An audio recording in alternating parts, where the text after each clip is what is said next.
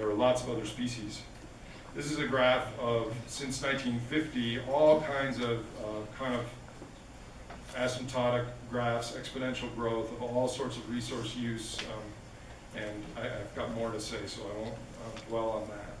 So in the 1970s, 90% of the food in Minneapolis was grown within 100 miles. And so in addition to going to debt in a big way in the last 40 years, we've also gone to globalization and created a bigger mousetrap. And the complexity of our system is unbelievable. We have a tsunami in Japan, and 10 days later, Ford can't produce black trucks in Detroit because the pigment was made there. So a lot of our food might be produced in Minnesota, but the packaging and the distribution and the wrappers and the labeling and all those things are produced all over the world. So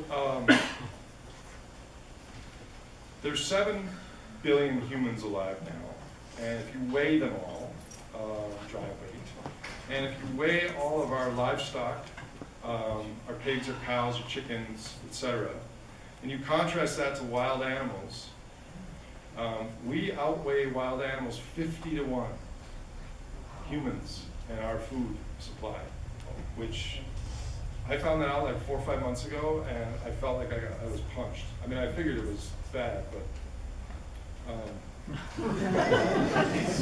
so getting back to what I said before, up until period A, we developed, we added more and more energy to an undeveloped world, and the energy conversions benefit us greatly. Then energy started to get more expensive in the 70s. We had a dry reversal of the issues we're facing today, and we went to debt in a big way.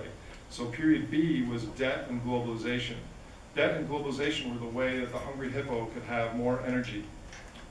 Period C was when kind of the market collapsed, and since then it's been on life support with central banks and sovereign guarantees, too big to fail, buying our own debt, etc.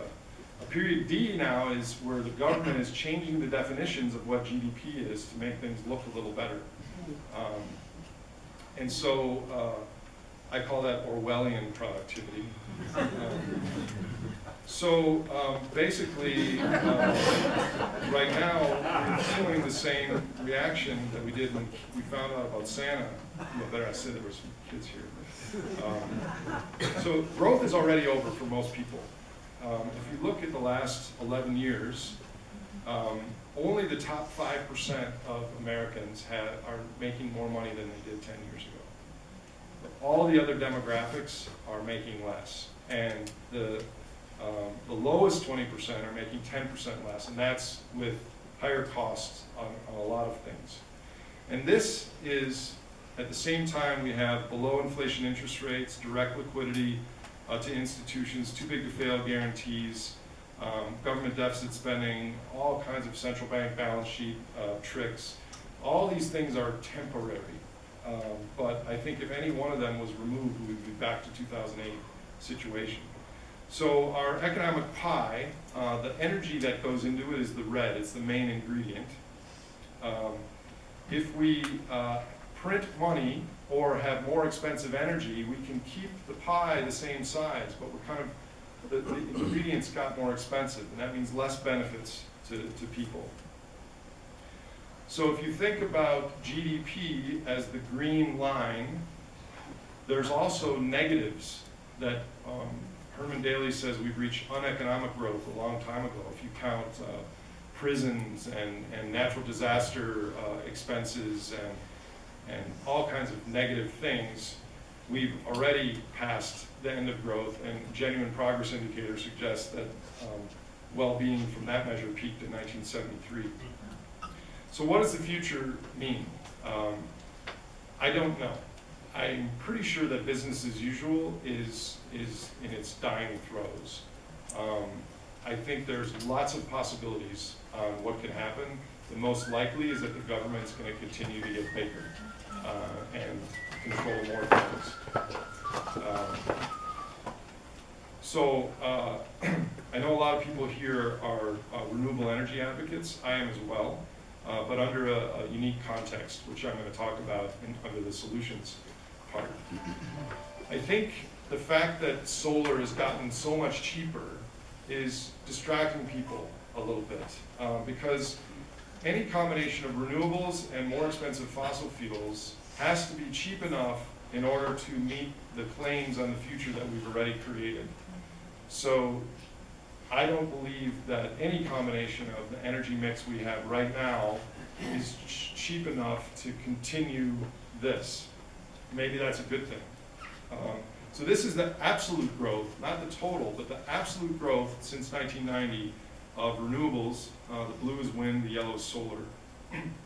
Coal is the black, natural gas, red, and oil. So what can solar really do? It can do two things. One, and that's what it's doing now, is it can extend fossil industrial civilization for 20, 30, 40 years. Because when we use solar and wind, we're saving on the fuel that we don't have to burn.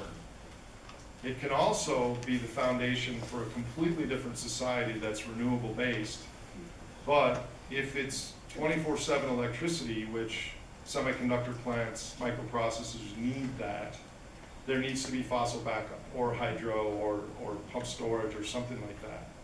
So energy is not 1 BTU equals 1 BTU, there are energy properties involved.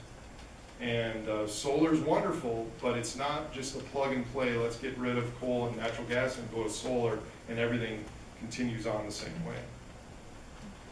I'm going to skip that due to time constraints. So what's happening? Well, what's happening is we kind of feel what I'm saying. We feel what's going on. We feel the end of growth. The S&P is very high. There's full restaurants in Minneapolis, but we know something's wrong. Our natural human proclivity is to blame someone. The Chinese, the Republicans, the environmentalists, etc. Now here's our human behavior thing again. Steep discount rates, when we can't think about the distant future, also work in reverse, and they're called the recency effect. So I'm happy that all of you came here, given that the S&P is at like 1940, what's to worry about? We're getting the wrong signals because that is an indicator of the supply and demand for securities, not a signal of the health of the future.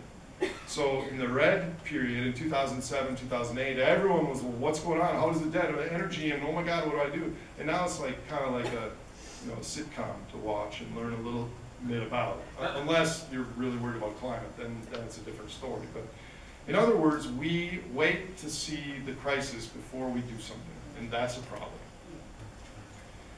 So the maximum power principle, etc., us saying we need to tighten our belts and reduce our consumption and do something about the environment, we're wackos. We're having people move. Why would we move away from these rich feeding grounds of coal, oil, and natural gas? Are you crazy?